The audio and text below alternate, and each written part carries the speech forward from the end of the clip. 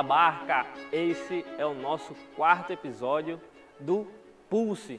E eu queria te perguntar, tu já está vivendo esse verbo? Eu pulso, tu pulsa, nós pulsamos. Eu quero saber, como é que está a tua vida, meu irmão? Se tua vida não está mais feliz, se tua vida não está mais alegre, se tu não está mais pulsante, não é possível, porque é incrível isso aqui que a gente está fazendo como discípulos de Jesus. Eu queria imaginar também, a gente já passou mais da metade desse caminho. Como é que tá tu imaginando usando essa pulseirinha aqui? Tu vai escolher a preta? Tu vai escolher a branca? Não sei, faz a tua hashtag aí no grupo, P ou B. Não sabemos, mas, meu irmão, a gente vai falar sobre um assunto muito importante. Se você acha que o CQRC é importante, se você acha aquela pergunta, né, somos cristãos praticantes, importante. Se você acha que o último curso que a gente viu sobre coração, falando sobre as nossas motivações e o quanto as nossas atitudes são definidas pela nossa motivação perante Deus, irmão, você precisa entender o que a gente vai abordar hoje. E o tema de hoje, a gente vai falar de relacionamento. Porém, antes de eu definir aqui para você o que é relacionamento, eu queria te perguntar, o que é relacionamento, meu irmão? Então, pausa o vídeo aqui agora, conversa com o teu grupo do Pulse, com os teus discipuladores e, diante da visão de todos vocês, definam o que é relacionamento. Simbora?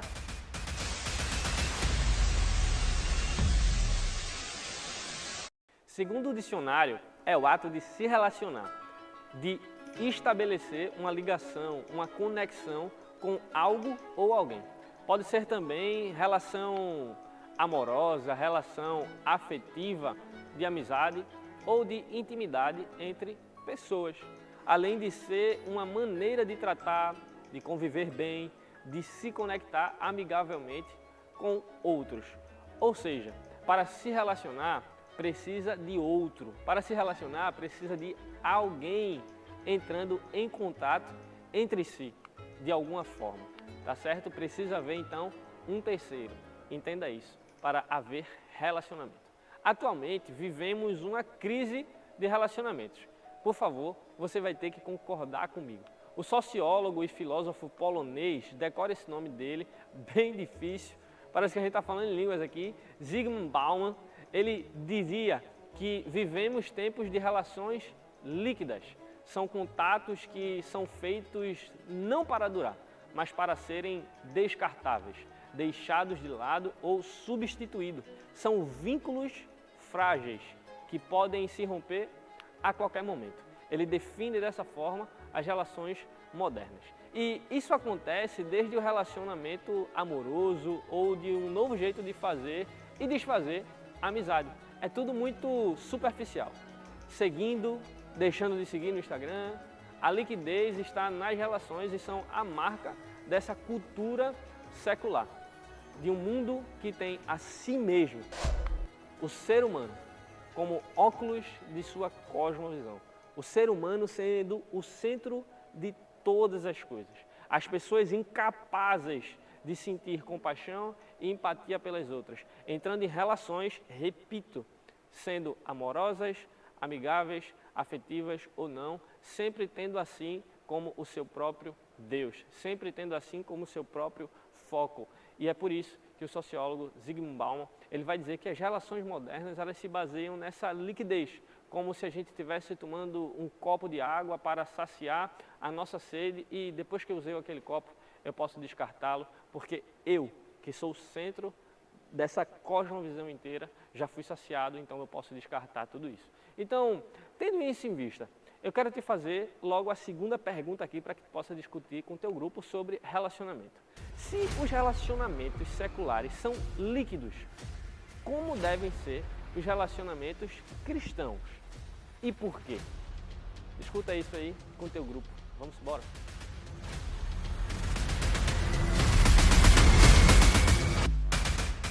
Continuando a falar sobre relacionamento, espero que tenha sido massa ouvir esse paralelo entre as relações seculares e as relações cristãs, como elas devem se diferenciar.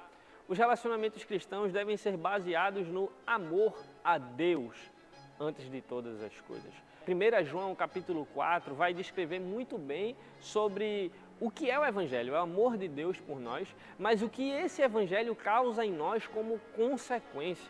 Ele nos amou, por isso podemos e devemos amar. O amor procede de Deus e assim como Deus ama, nós podemos nos relacionar baseados nesse amor. Quando perguntado por um fariseu, mestre da lei, qual era o maior dos mandamentos, Jesus, sabe o que ele disse? Jesus disse: ame ao Senhor, o seu Deus, com todo o seu coração, com toda a sua alma, com todo o seu entendimento, e ame seu próximo como a você mesmo. A gente consegue encontrar esse texto lá em Marcos, capítulo 12, verso 30 e 31. É interessante perceber que o amor que vem de Deus é o norte da relação, seja para amar a Cristo, seja para servir o nosso irmão. O amor é sempre a nossa base para a construção das relações. Também os relacionamentos cristãos devem ser baseados no fruto do Espírito. Isso, no fruto do Espírito, descrito em Gálatas, capítulo 5, verso 22 ao 23, que vai citar para nós qual é o fruto do Espírito, começando pelo amor. Segundo, alegria, paz, paciência, amabilidade, bondade, fidelidade, mansidão e domínio próprio. Pois é, olhe para si e se pergunte: eu tenho o fruto do Espírito e eu pratico? É entendendo que fomos amados por Deus que você estende a mão para amar o outro. Nesse relacionamento, os dois entendem que são pecadores, alvos da graça do nosso Senhor Jesus Cristo. Portanto, entendem que Jesus se importa com aquela pessoa.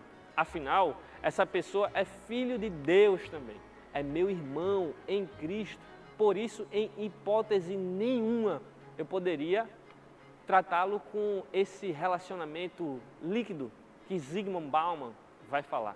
Eu não posso tratá-lo com um relacionamento descartável que está para me satisfazer apenas. Romper minha relação com ele por um motivo simples qualquer não é justificável perante as lentes da cosmovisão cristã. Antes, os meus conflitos com meus irmãos serão grandes oportunidades, presta atenção nessa palavra, não serão grandes problemas, serão sim oportunidades de exercitar graça, misericórdia e perdão. Talvez você possa se prender num conflito, enxergando ele como um fim. Talvez você possa se prender num problema, enxergando que ele é a linha final. E não. A palavra do Senhor nos convoca a redimir isso também. E passar a olhar para um problema, para um conflito, para um confronto, como uma ótima oportunidade para que o fruto do amor, da paciência, do domínio próprio, da esperança possa fluir e ser formado através de mim.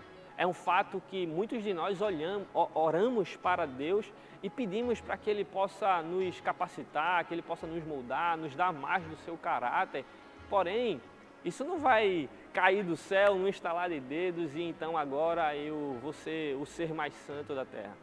Afinal de contas, não é assim que acontece. Deus pode fazer? Pode, mas a questão é, Ele vai?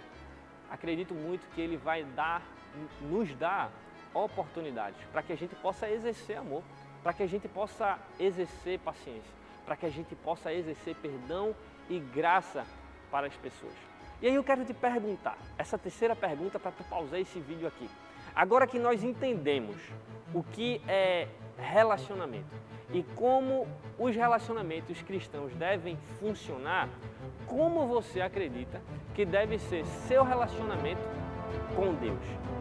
Presta atenção aqui, nós estávamos falando logo no início sobre relacionamento, a definição de relacionamento e depois o relacionamento de nós para com o próximo. Agora eu quero lhe perguntar como deve funcionar o nosso relacionamento, o seu relacionamento com Deus. Pausa esse vídeo e conversa com o teu pulso. Vamos lá?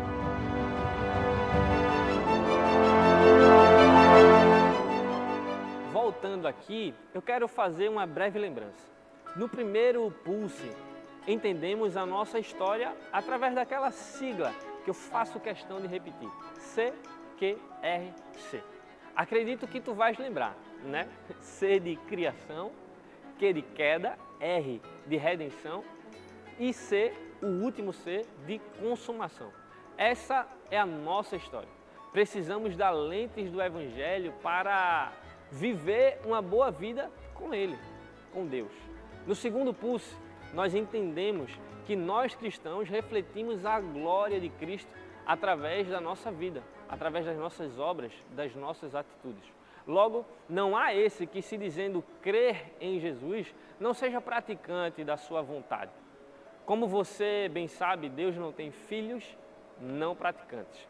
No terceiro pulse, semana passada, aprendemos que devemos fazer isso com o nosso coração e a motivação correta, senão tudo o que fazemos é em vão. E hoje nós iremos entender algo além, de onde tudo isso que vimos nos últimos 3 pulses, nas últimas 3 semanas, surge exatamente. Nós queremos falar hoje sobre essa questão, esse ponto central de onde tudo vem surgir, o relacionamento com Deus.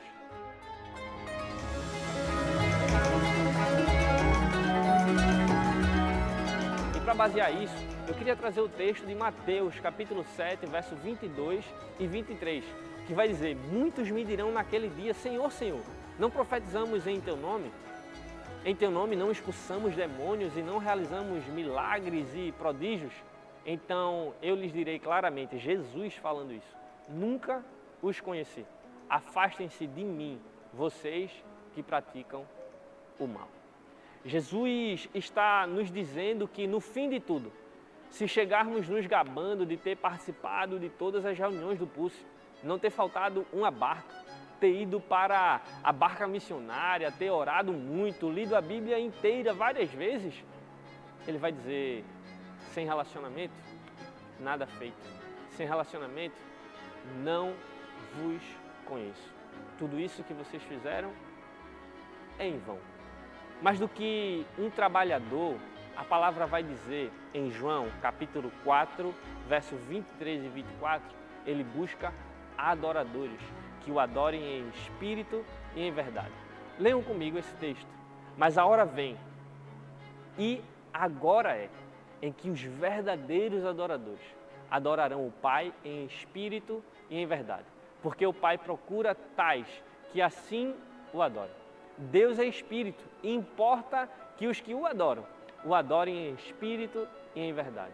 Meu irmão, deixa eu te falar, sem relacionamento, isso não vai rolar.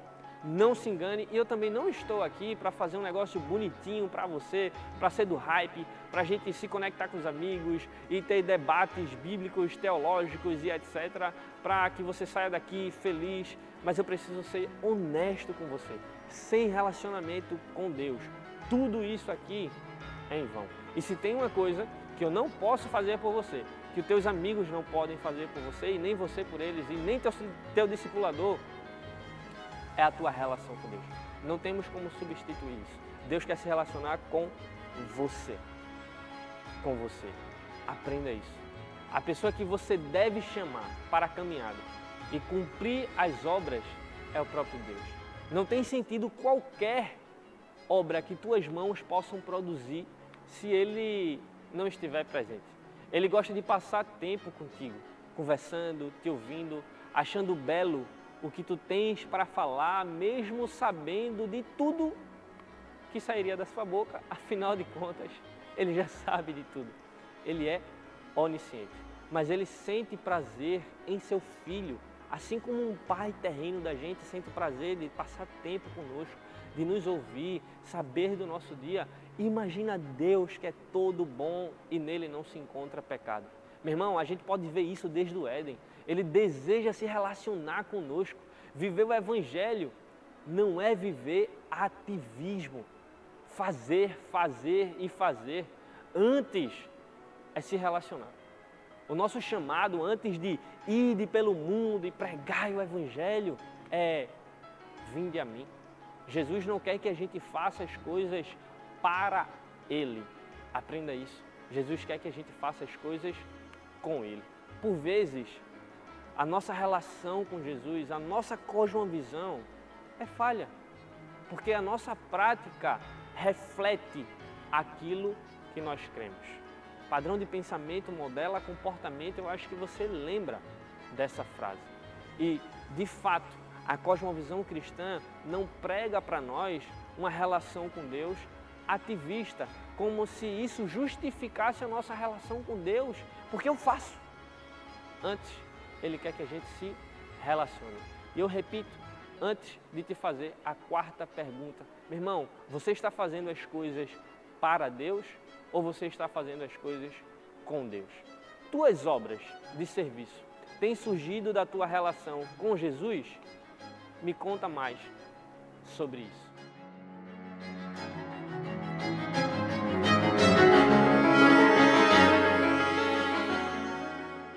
Em João, capítulo 4, verso 19, vai falar que nós o amamos porque Ele nos amou primeiro. Então, tentar viver a missão sem se relacionar profundamente com Jesus é praticamente uma loucura. É tudo dele, por ele e para ele. E só é possível com ele realizar as boas obras. Ele não nos convida para sermos heróis, valentões, sem donos. Ele nos chama para sermos servos fiéis, que vivem a missão com o Senhor da missão.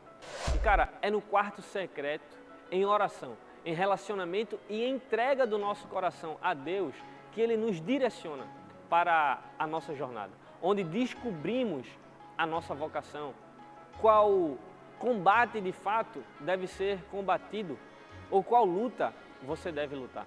É no secreto. Foi Ele mesmo quem falou em Mateus 6,6. Quando for orar, vai para o teu quarto, fecha a porta e ore a seu Pai que está em secreto.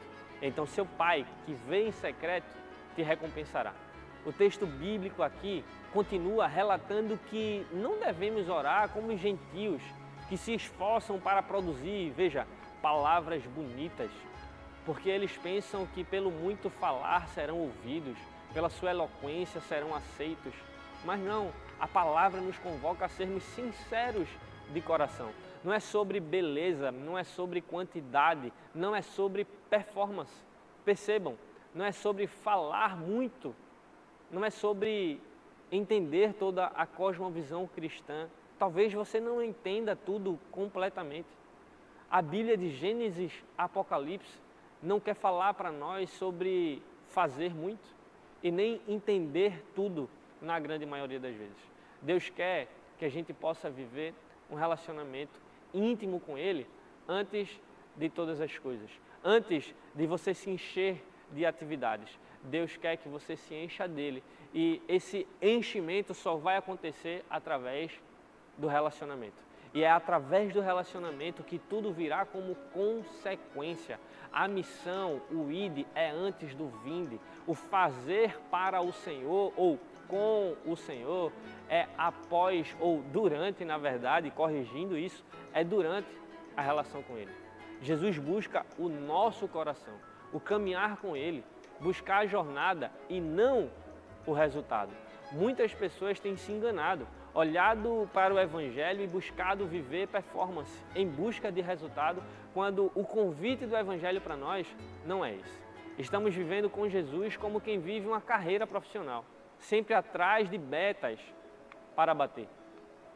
Jesus não é empresário, cara. Por mais que muitos de nós tenhamos nos relacionado com Ele assim. Ele nos quer por completo, para Ele, para viver com Ele. A missão, repito, não é apenas para Jesus, mas com Jesus. Talvez essa é a principal frase que você deve levar para a tua vida nesse pulso de hoje. A missão é com Jesus, não apenas para Jesus. O teu pulso precisa pulsar radicalmente por uma relação diária de amor com Deus. E para finalizar esse pulso aqui, eu quero que você faça um exercício básico. Pense em 3 coisas que você pode fazer essa semana para melhorar a tua relação com Jesus. Não, eu não vou querer que você exponha isso para o grupo. Eu só quero que você pense em 3 coisas. Não precisa ser muito complicado, mas também não precisa ser tão fácil. Você que sabe, você se conhece. Mas pense em 3 coisas que você pode fazer essa semana para melhorar a sua relação com Jesus. É voltar a fazer teu devocional, é ler um texto bíblico por dia, é gastar um tempo mais de oração, é meditar num louvor. Eu quero que você escreva isso no seu celular, onde você possa ver diariamente. Isso, diariamente. Você precisa ter acesso a isso diariamente. E se você quiser expor isso para o seu pulso agora, conversar sobre isso, fica à vontade. Afinal, você sabe, a gente está num ambiente seguro, mas não se sinta pressionado a isso. O Pulso de hoje encerra com esse exercício. E não se esqueça, o pulso ainda pulsa, mas para que ele nunca pare de pulsar, a missão não é para Jesus, mas a missão é com Jesus. Vamos nessa e a gente se vê na próxima semana. O pulso ainda pulsa.